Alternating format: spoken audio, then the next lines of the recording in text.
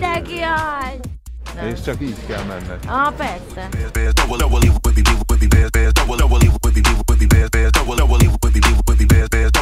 Kezdjük egy csókolom, jó napot kívánok, szervusztok, nagy szeretettel köszöntünk mindenkit a FAIR vezető, az Automotor FAIR vezető kampányának első állomásán, talán ez lenne ebben a legfontosabb, hogy figyeljünk egymásra, vezessünk óvatosan, és próbáljunk meg FAIR vezetőként közlekedni. Itt a srácok stopperrel mérték az ideális időt, ugye indulástól megállásig, ugye lábat nem szabadott letenni. Tehát Isten igazából a hibátlanság a lényeg. Igen, a kedvenc motoros pólom az, hogyha ezt el tudod olvasni, akkor leesett a csajom. Ugye ez van a hátuljára írva a motorosnak. Olvasóink, illetőleg a fairvezető.hu weboldalon regisztráltak közül sorsoltuk ki azokat a robogósokat, illetőleg nagymotorosokat, akik eljöttek erre a döntőre, hárman közülük. Én legnagyobb örömömre egyébként hölgy is van a robogós kategóriában, megmondom őszintén, kíséremegett az én lábam, hogy mi lesz ma.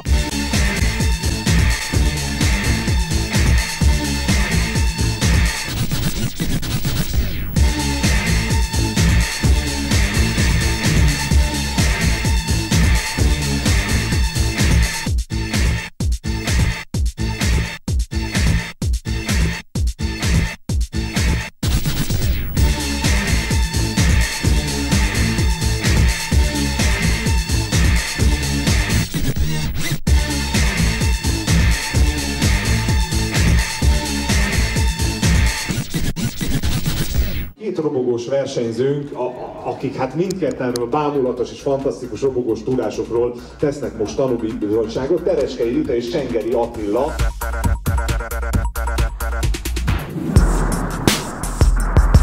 Nagyon jó ritmus, azért énekesnőként az jó, ha van ritmus érzéke az embernek, mondjuk.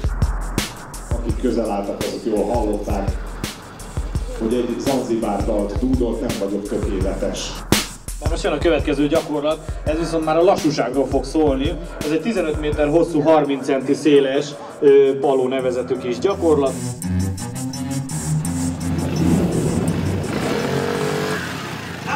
Neki az utolsó 2-3 méter az, ami megzavarta a mi versenyzőnket. Ez egy picit természetellenes feladat, mert ennyire lassan motorral soha nem megy az ember. Illetőleg, hogyha megy, akkor leteheti a lábát, itt viszont nem szabad. Egyelőre Csengeri Attila a bóják érintése nélkül sikeresen hajtja végre a feladatot. Hát ugye, ha nem csalnak az emlékeim, akkor 95-ben volt az utolsó motoros élmény még Krétán. Igen, ez látszik is, tehát nem akartam mondani, hogy nem látszik, mert hazudnék. És megérkezett. És akkor most jön az a része, amikor erősen kell egyensúlyozni majd.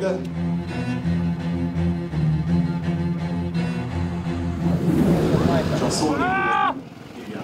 Hát, egy nagy tapsot kérünk a versenyzőnknek, mert ugye ebben már itt nincs ismétlési lehetőség. Beragadt a gáz! Beragadt a gáz, persze, igen, tudom én. Kellemes meglepetés volt, ugye, mert azok a játékosok, akik ebben a kampányban részt vettek és nyertesként eljöttek a döntőre, ők meglehetősen magabiztosan teljesítették a számukra kitűzött feladatot. Már pakolja tovább, nagyon ügyesen csinálod, hát akkor majd valaki fölállítja a pályát.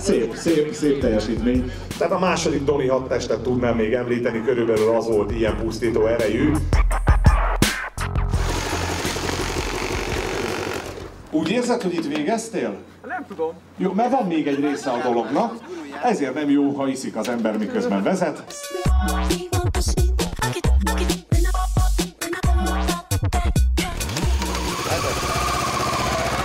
Elindult a stopper, és elindult Kamarás Iván is a mért körre.